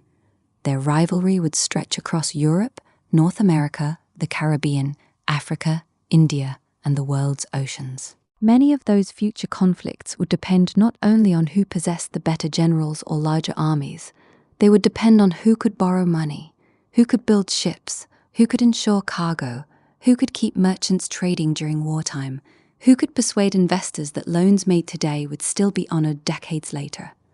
The quiet machinery of finance would stand behind the loud machinery of war. And while Europe developed that machinery, the Atlantic colonies continued growing. In North America, Britain's colonial population expanded. New settlements appeared, old towns grew larger, roads extended farther inland, forests were cleared, farms spread, ports became busier, merchants became wealthier, and the demand for land increased. That expansion created growing pressure on indigenous peoples whose homelands did not become empty simply because Europeans wanted them. Diplomacy, trade, settlement, and conflict became increasingly entangled. The consequences would unfold across the century. In the Caribbean, sugar remained one of the great engines of wealth. Plantations produced enormous profits for owners and merchants. European consumers wanted more sugar for tea, more sugar for coffee, more sugar for baking, more molasses, more rum. And satisfying that demand required labor on a vast scale. The transatlantic slave trade continued expanding. Ships carried captive Africans westward. Plantation economies consumed human lives. Families were torn apart. Cultures were displaced and transformed. And merchants thousands of miles away recorded the results in account books. It is one of the darkest contradictions of the age. The 18th century Atlantic could celebrate ideas of liberty while building economies dependent upon slavery. Sailors could reject harsh authority aboard one vessel while participating in a commercial system that denied freedom to millions. Investors could speak of progress while profiting from forced labor. Empires could describe themselves as civilized while fighting wars for access to markets and human beings. History rarely arranges itself into clean moral categories. The same period that produced new ideas about political rights also expanded systems of exploitation. The same commercial networks that connected distant societies also carried violence between them. The same financial tools that allowed merchants to share risk also financed plantation economies and imperial warfare. The Atlantic world was becoming more connected. Connection did not automatically mean justice, but it did mean that events in one place increasingly affected people far away. A storm in the Caribbean could raise prices in London. A war in Europe could create privateers in the Bahamas. A treaty signed in Utrecht could alter trade in Spanish America. A decision made by investors in Paris could encourage settlers to cross an ocean. A plantation harvest in Jamaica could affect merchants in Bristol. A silver shipment from Mexico could influence trade thousands of miles away. And a group of sailors sitting in a Nassau tavern could disrupt commerce across an empire. The world was beginning to move through systems too large for any single person to see. That may be why the stories of individual people remain so useful. Blackbeard standing on a deck beneath drifting smoke, Woodes Rogers sailing into Nassau with a royal commission, John Law walking through the crowded streets of Paris while investors shouted prices around him, Isaac Newton watching South Sea shares climb, selling at a profit, then buying again as the excitement became difficult to resist. These people give faces to forces that were much larger than themselves: piracy, empire, credit, speculation, trade, government. All of them converged in the Atlantic world between 1715 and 1721. And beneath all of them were ordinary people whose names rarely appear in the records: the sailor hauling a wet rope through his hands, the dock worker rolling a barrel toward a warehouse, the clerk adding columns of numbers by candlelight, the woman waiting for a ship carrying her husband to appear on the horizon, the enslaved worker cutting cane beneath a Caribbean sun, the captive lying below deck during an Atlantic crossing, the colonial farmer exchanging crops for imported goods, the indigenous trader carrying European merchandise farther into the interior, the apprentice reading shipping news in a London coffeehouse, the servant overhearing conversations about South Sea shares and wondering whether there might be money to make. History moved through their lives too. Most did not know they were living through a transformation. People rarely do. They woke in the morning, they worked, they worried about money, they waited for news, they raised children, they argued, they bought things, they lost things, they hoped the next year would be better than the last. Only afterward do historians draw lines around their lives and give the period a name: the Golden Age of Piracy, the Financial Revolution, the South Sea Bubble, the Mississippi Bubble, the rise of the Atlantic economy. To the people inside those events, there was no title at the top of the page. There was simply tomorrow. And tomorrow kept arriving. By 1721, one particularly important war had also finally come to an end. Far from Nassau and London, the Great Northern War had continued along the Baltic. Sweden, once one of the dominant military powers of Northern Europe, had been weakened by years of conflict.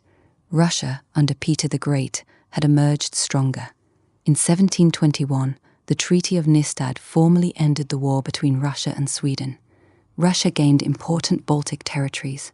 Sweden's era as the dominant northern power was fading. Peter's new city of St. Petersburg stood facing the Baltic, a symbol of Russia's growing connection to European politics and commerce. That same year, Peter adopted the title of Emperor. Russia had become a power that the rest of Europe could no longer treat as peripheral. So while the Atlantic world was being transformed by trade and finance, the political map of Europe was changing as well. The old order was not disappearing. Kings still ruled, dynasties still mattered, armies still marched. But beneath that familiar surface, new forms of power were growing. Commercial power, financial power, naval power, administrative power, the ability to organize information, the ability to borrow, the ability to move goods reliably across thousands of miles, the ability to turn a distant colony into a line in an investor's account book. These things would shape the century ahead. The pirates had sensed one part of the transformation before many governments did. They understood that the sea lanes themselves were valuable. A merchant vessel was more than a wooden ship. It was a moving concentration of wealth. Cargo, credit, insurance, contracts, taxes, wages, investment, all contained within a hull crossing open water. Take the ship, and you seized a piece of the system. That was why piracy flourished, and that was why governments eventually crushed it. The system had become too valuable to leave undefended. The bubbles revealed another truth. Wealth did not have to be physically seized. It could be created, or appear to be created, through expectation. A company might own ships and warehouses, but its shares also contained stories about the future. A colony might be struggling in reality, while becoming fantastically rich in the imagination of investors thousands of miles away. A piece of paper could represent a claim on profits that had not yet been earned. The future itself could be bought and sold. That was new enough to feel dangerous, and exciting enough that people could not stay away. The Atlantic of 1721 therefore stood between two worlds. Behind it lay an age in which power had been imagined primarily through kings, armies, fortresses, and land. Ahead lay a world in which those things would remain important, but would increasingly depend upon banks, merchants, companies, credit, shipping, insurance, and global trade. The transition was incomplete. It would remain incomplete for generations, but it was underway. And perhaps the easiest place to see it was from the deck of a ship, so return once more to the Atlantic. Imagine a merchant vessel sailing east toward Europe in the early 1720s. The voyage has lasted weeks. The Caribbean lies far behind. The ship rides higher in the water than it did at departure because some provisions have been consumed, though the hold remains packed with cargo. Barrels are secured below, ropes stretched tight beneath the wind. The sails glow pale in the afternoon light. A sailor sits near the bow repairing a length of 9. Another checks the rigging. The cook prepares the evening meal. The captain studies his position. Perhaps there has been talk of pirates during the voyage. There is always talk. A strange sail appeared on the horizon several days earlier. For an hour, everyone watched it. Then the vessel turned away. Nothing happened. That, too, was part of Atlantic life. Not every shadow became a pirate. Not every voyage ended in disaster. Most ships simply sailed. Day after day, mile after mile. The extraordinary global economy of the 18th century depended upon that ordinary fact. Ships usually arrived, not always, but often enough. Often enough for merchants to lend money. Often enough for insurers to calculate risk. Often enough for governments to expect customs revenue. Often enough for consumers to expect sugar in the shops and tea in the cupboard. Often enough for investors to imagine that the next voyage might make them richer. The sun begins sinking behind the ship. The western sky turns gold, then orange, then a darker red near the horizon. The crew changes watch. The temperature falls. One by one, stars appear overhead. The ship continues east. Somewhere beyond the horizon lies Britain. Beyond that, London, the Thames, the coffee houses, the warehouses, the brokers, the government offices, the investors still recovering from the madness of 1720. Far behind the ship lies the Caribbean. Nassau is quieter now. Woodes Rogers has restored British government. Blackbeard is dead. Charles Vane's career is nearing its end. Other pirates are still at sea, but the great pirate refuge has been broken. Farther west lie the mainland colonies, Charleston, Virginia, the forests beyond the settlements, the vast interior of North America. Farther south lie the Spanish colonies and the silver routes that have fed global commerce for generations. Across another stretch of ocean lies West Africa, and beyond Europe, connected through other seas and other ships, are the markets of Asia. The Atlantic is only one part of a much larger world. But during these years, it has become one of the great engines connecting that world. The sailor at the bow does not think about any of this. He is thinking about his pay, perhaps about a tavern in Bristol, perhaps about someone waiting at home. Perhaps he is simply tired. The wind remains steady. The sails remain full. The ship rises on a swell. For a moment, from the deck, the horizon disappears behind a dark wall of water. Then the ship rises again. The horizon returns. Nothing dramatic happens. No pirate appears. No storm breaks. No fortune collapses. The vessel simply continues toward home. And perhaps that is the right place to leave this part of the story. Not with Blackbeard's final battle, not with the shouting crowds of Exchange Alley, not with John Law escaping France, but with a ship moving quietly across dark water.